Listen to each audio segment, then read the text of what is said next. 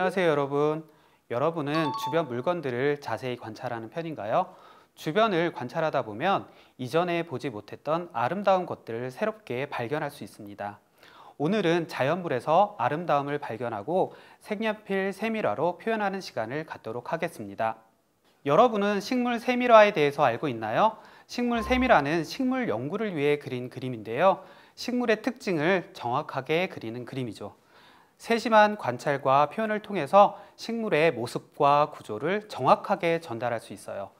거기에 작가의 감각이 더해져서 식물의 아름다움을 한층 더 돋보이게 할 수 있는 예술작품입니다. 오늘은 여러분이 식물 세밀 화가가 되어서 식물을 꼼꼼하게 관찰하고 색연필을 이용해서 세밀화를 그려볼게요. 지금 보는 사진은 선생님이 핸드폰으로 찍은 것입니다. 선생님은 식물의 잎부분만 아주 천천히 그리고 꼼꼼하게 관찰을 했어요. 그랬더니 식물의 전체적인 모양, 가느다란 잎맥, 잎의 볼록한 표면이 보였어요. 그냥 지나쳤으면 보지 못했을 부분을 볼 수 있었죠. 자, 이 사진을 보고 선생님은 이렇게 잎을 그려보았습니다. 이제 그리는 과정을 살펴볼까요? 오늘은 색연필로 세밀화를 그려볼 건데요. 색의 수가 많지 않아도 괜찮아요. 그리고 식물 사진은 본인이 직접 찍으면 좋겠죠? 식물의 전체적인 모습을 찍지 말고 잎이나 꽃 부분을 확대해서 찍어봐요.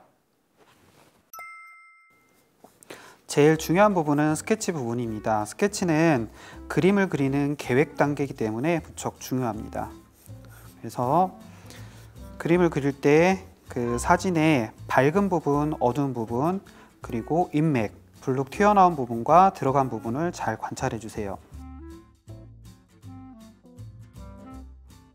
이 부분에 보면 볼록하게 튀어나온 부분은 밝게, 그 다음에 어두운 부분은 이렇게 표시를 해주세요.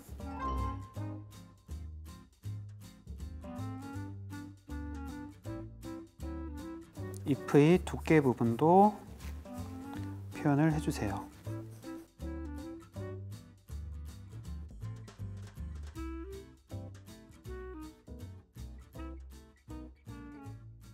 연필선이 너무 진할 경우 색연필로 칠할 때 연필선과 색연필이 섞여서 지저분해지고 원하는 색이 나오지 않을 수 있습니다. 스케치한 후에 연필선을 살짝 지워주세요.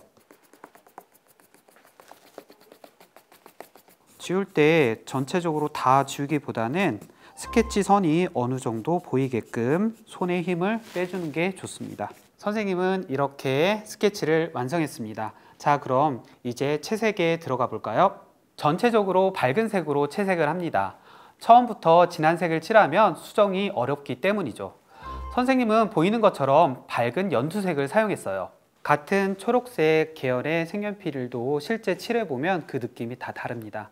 어떤 색은 따뜻한 느낌이 들고 어떤 것은 차가운 느낌이 나기도 하죠. 선생님은 이렇게 실제 색연필을 칠해서 색감이 어떻게 나오는지 확인을 한 후에 그림을 그렸습니다. 손에 힘을 많이 주면 조금 더 진하고 손에 힘을 살짝 빼주면 조금 더 밝아집니다.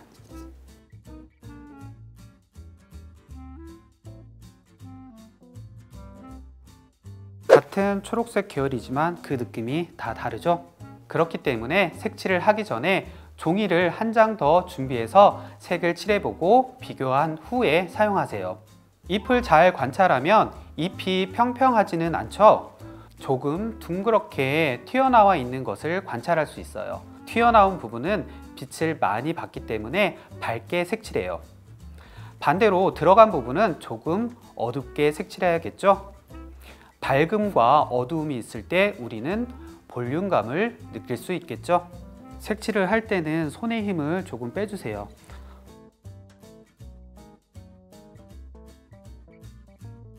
너무 힘을 많이 주면 종이가 움푹 파이게 돼서 그 부분은 색이 칠해지지 않아요.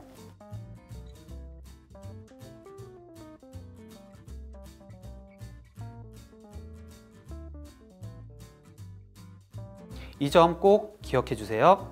입체감이 표현되었다면 부분 묘사를 시작합니다. 그림을 그리면서 전체적인 모습과 부분의 모습을 비교하면서 그려야 해요. 어느 한 부분만 자세히 묘사되지 않았는지 또는 묘사가 되지 않은 부분은 없는지 살펴봐야 해요. 가느다란 인맥 부분도 묘사해 줍니다. 잎의 두께도 표현해 주세요. 자, 이제 마무리 단계입니다. 여기서 중요한 것은 흰색 색연필입니다. 흰색 색연필을 사용해서 전체적으로 문질러 주세요. 그러면 색이 더 밀도가 생기게 됩니다. 처음에 봤던 사진과 여러분의 그림을 꼼꼼하게 비교해 보세요. 묘사가 덜 된 부분이 있다면 조금 더 묘사해 주세요. 밝은 부분과 어두운 부분의 차이가 덜 난다면 어두운 부분을 조금 더 강조해 주세요.